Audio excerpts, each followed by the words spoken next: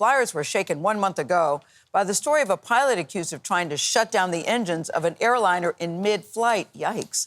That pilot told colleagues he was, quote, not okay.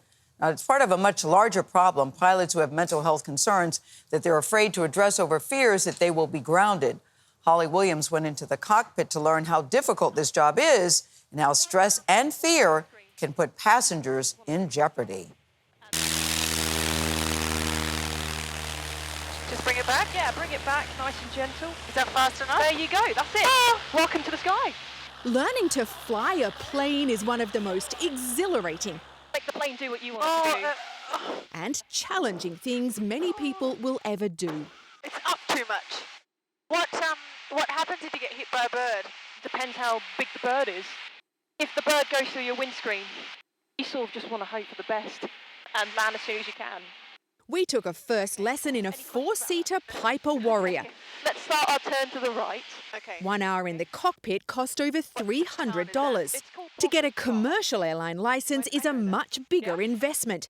In the US, it can take 2 years of training and cost around $100,000. And keeping a pilot license requires regular medical checkups with a Federal Aviation Administration examiner, at which all medical conditions and treatment must be disclosed.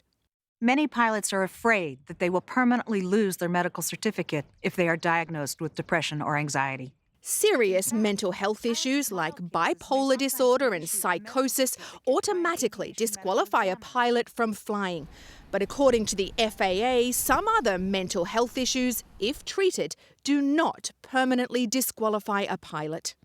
A mental health diagnosis is not a career ender. In reality, though, pilots may avoid seeking help for mental health issues because they'll have to reveal it to the FAA, fearing the loss of their career and income, even if it's temporary. If a pilot is pulled from duty, while most are able to go back to flying, it can be highly expensive for them to undergo that evaluation. It can be very prolonged, having negative repercussions on the pilot that they alone bear.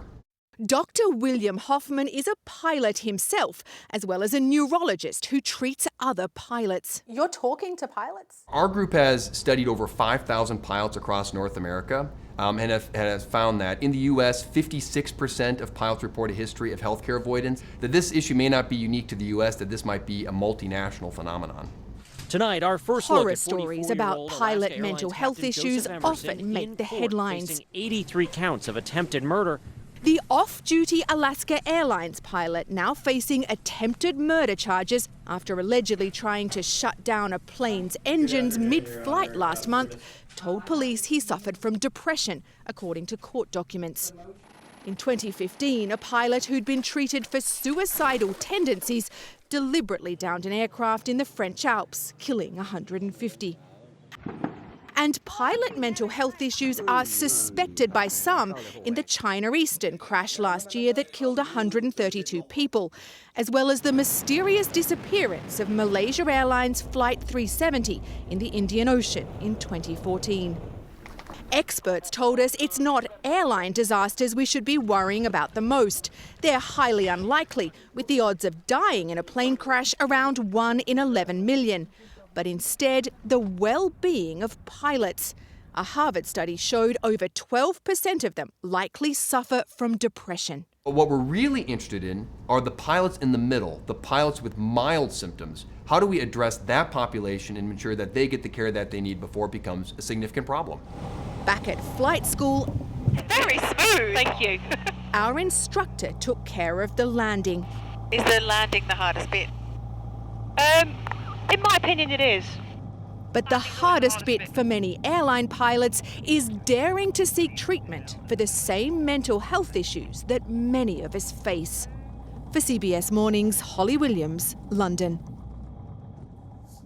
That's such a really important story, because I could see why pilots would be reluctant to speak up, knowing that it could jeopardize their career. But I hope that they will. That's why it's important to do these stories, let people know, to take away the stigma. You're right about that.